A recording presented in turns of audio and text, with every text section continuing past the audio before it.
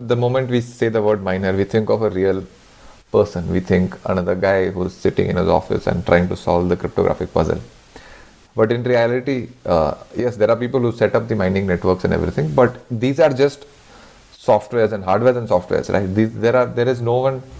The cryptographic puzzle is solved by a code and not a person who's sitting and solving it.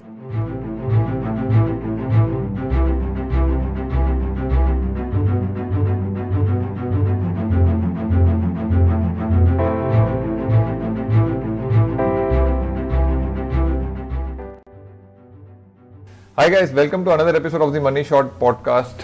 Last week we released a video, an explainer video about blockchain. It was a video with some visual aid wherein we explain how blockchain works. In this episode, we want to go through some commonly asked questions about how blockchain works and from that video so that you understand it properly.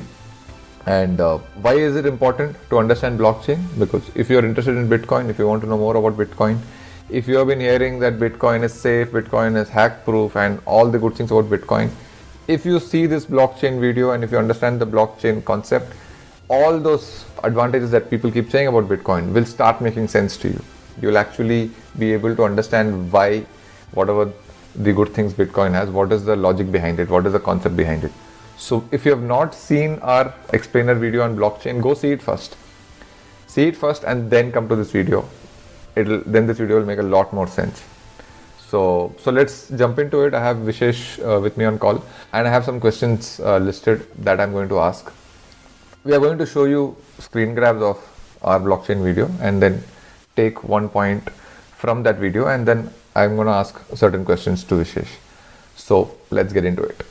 So Vishesh, the first step is pretty clear that there are transactions. So the transaction could be peer-to-peer, like I'm sending you something, or there is a business that accepts Bitcoin. Let's say there's a coffee shop which says that I'll take Bitcoin for coffee shop. So I do a transaction with them to get a coffee.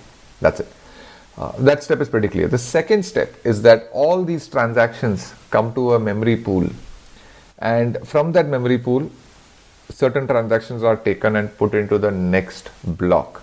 Block of course has a size and only X number of transactions can be put into a block. But what if at a particular time there are too many transactions in the memory pool? Let's say there are 2000 transactions in the memory pool and a block can say only handle 500 transactions. So which transactions go through and which have to wait longer to get into the subsequent blocks? How does that work? Okay. So that's actually a very simple answer. It's simple economics. Miners are picking the transactions from the memory pool. Which transaction they choose is not necessarily in chronological order, first in, first out, or last in, first out. None of those logics apply. It is simple. Transactions with the highest transaction fee associated with them are the ones that incentivize the miner to pick them first, right? So the miner is in the business of making money at the end of the day.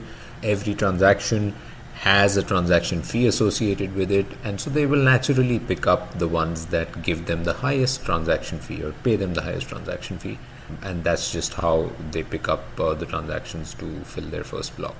So you're saying those transactions which have a lower transaction fee will get into probably the subsequent blocks, and that's why we see sometimes that some transactions take longer time to go through than 10 minutes, right? That's the logic behind it. Yes, absolutely. And as a user, as a general everyday user of Bitcoin or investor in Bitcoin, that you're trying to move Bitcoin from one wallet to another, one service to another, whatever may be the case, you don't need to be overly concerned about this, at least not right now. Transaction fees there are different kinds of wallets. There are some wallets that allow you to customize how much transaction fee you want to pay. So if you are someone who's really interested in getting this transaction processed immediately and in the immediate next block, you might want to increase the offer. It's almost like you're in the marketplace and you're increasing the offer to the miner and say, hey, pick up my transaction because I'm paying you a higher transaction fee. Some wallets allow that, and some other wallets don't really allow that. They have a standard historical statistical based model which tells them that if you pay so much transaction fee, in general it will take you about 30 to 45 minutes to get your transaction through the door and fully processed and added to a block. Most retail focused exchanges or wallets will not give you that ability to customize, because most people are not tech savvy enough or don't really understand how to play around with this transaction game. But if you are an advanced user of Bitcoin, you may want to get in, use the kinds of wallets which allow you to customize and play around with it. And there are other services, third party services, that you can use to estimate what is the right transaction fee to pay if you really have an urgent need.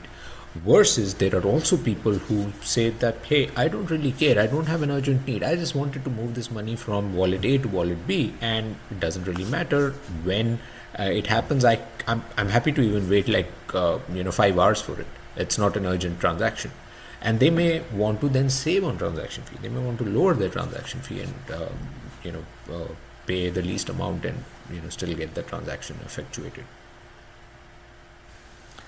All right. But you're saying, as a regular retail investor who's just putting some money into Bitcoin, I don't have to worry about it. I don't have to even think about the transaction fees.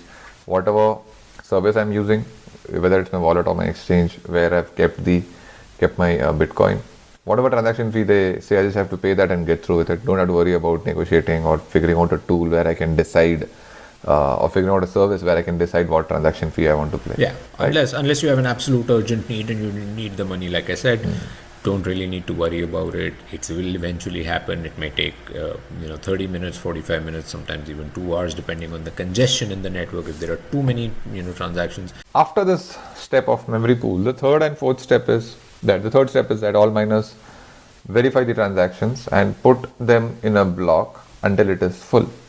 And like you said, they will obviously go for the transactions which have a higher transaction fee, so they can make more money. And then once their version of the block is complete, then the miners start a race to solve the cryptographic puzzle. But technically the race starts from step 3 itself, right? The faster they verify the transactions and put them in a block so that it's full, so the race starts from there itself, right? Yeah, technically that is correct, right? So they are, the quicker they can put the transactions, verify the transaction. So there's a difference. I also get tripped up on this. There is a difference between verifying transactions and validating the transaction, or validating the block. Validating the block is that step 6, which is the validator's job. In step 3, what miners are doing is they're verifying transactions based on different rules. As we haven't gotten into the details of those rules, but does the transaction have a signature? Is it in the right order? Does it have the right timestamp, etc., etc.? So that verification of transactions, the sooner they do that and quickly put their block together and then start the cryptographic puzzle, the faster they can actually solve the cryptographic puzzle. So you are right in. If we get really technical about it, truly the race actually begins when they start verifying the transactions. All right, so coming to the cryptographic puzzle, right? So it's pretty clear each miner who's trying to solve the cryptographic puzzle has to find a nonce, right? And once he finds that nonce, he has to say that, he has found the nonce, and then he has to tell everyone. And then there are multiple validators who try to review the miner's work. And only after all the validators have reviewed the miner's work, or say majority of the validators have reviewed the miner's work, then his block is added, right? But this also means that multiple people could find the nonce. So for example, I'm a miner, you're a miner. I could be the first to find the nonce, but you could find the nonce 20 minutes later. But you were faster to get enough validators to review it. Hence, you will get the rights to add the block and not me, even though I got the nonce first. So am I explaining it correctly? Yeah.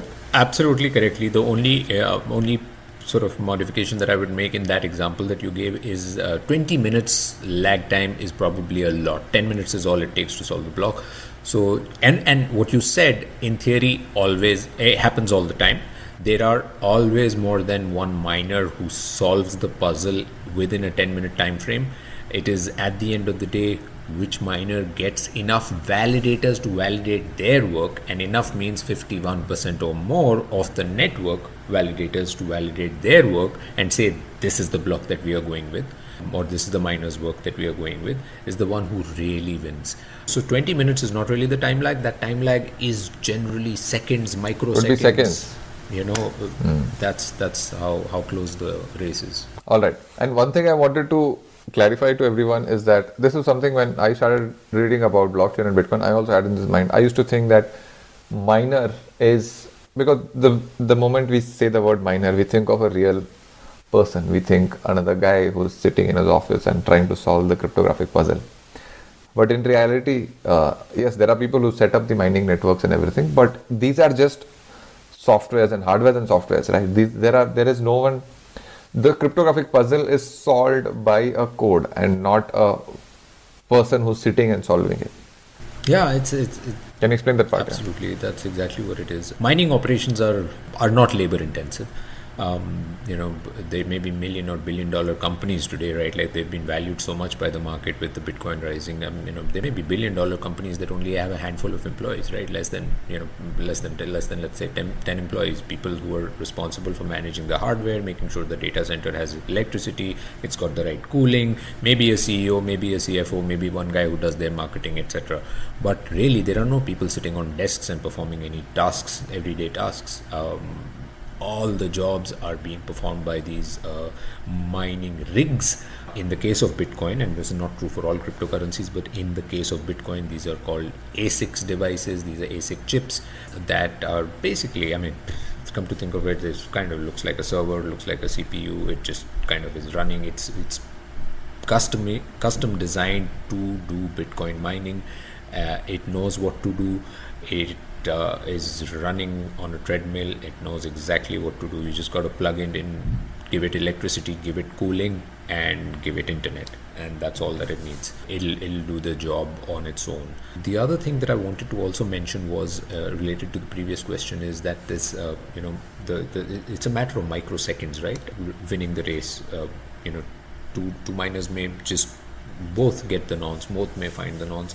So while electricity and computing power are the two primary resources, of course, the more electricity you have, the better your machines will perform, because you can cool your data centers. These machines get really hot, and most of the electricity is used in actually cooling down the data center, and of course powering the mining devices.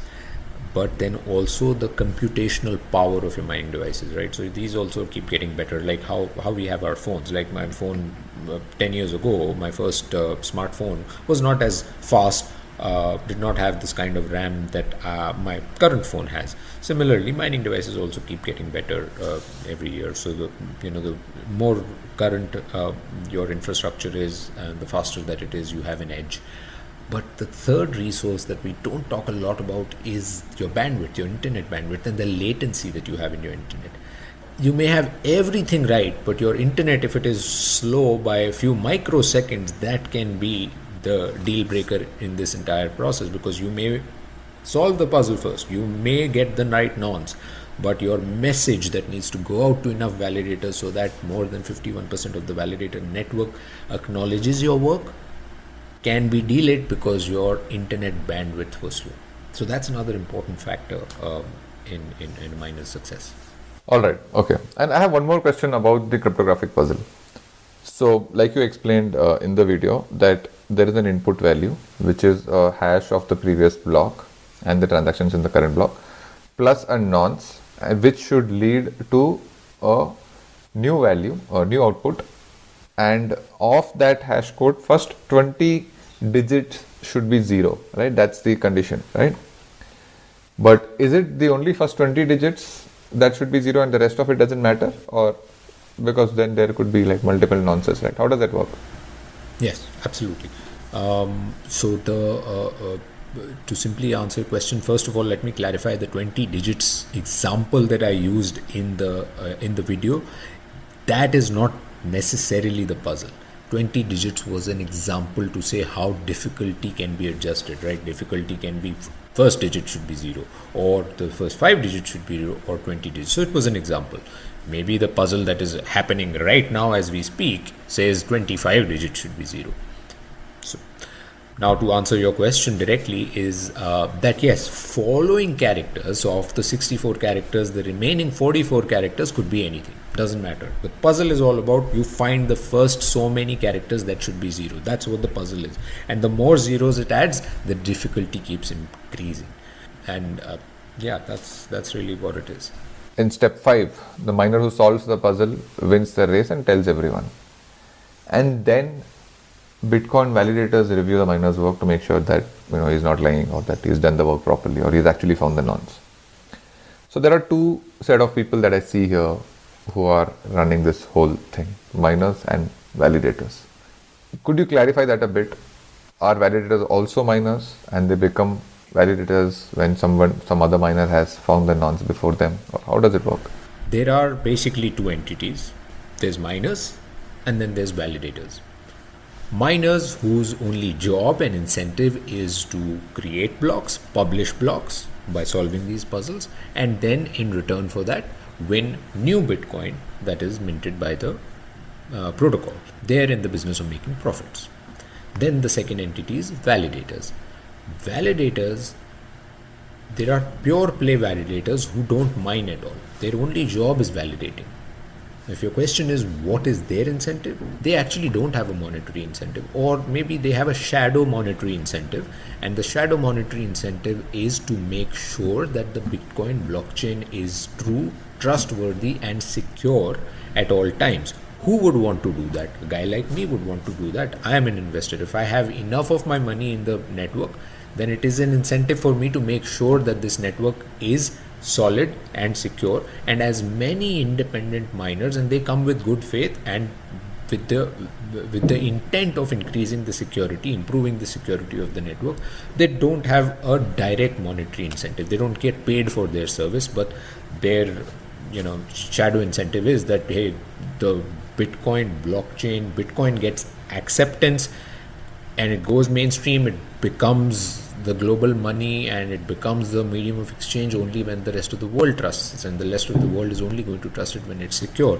And so just like what I'm doing right now, or what we are doing right now, right? Like this podcast is part of our incentive. We're not getting paid for this by anybody, but it is part of our incentive to spread the message, explain to people why Bitcoin is important, because the more people know about it, it is at the end of the day beneficial to all of us and the Bitcoin community that people are understanding and accepting this protocol and a new digital asset. Validators have the same incentives.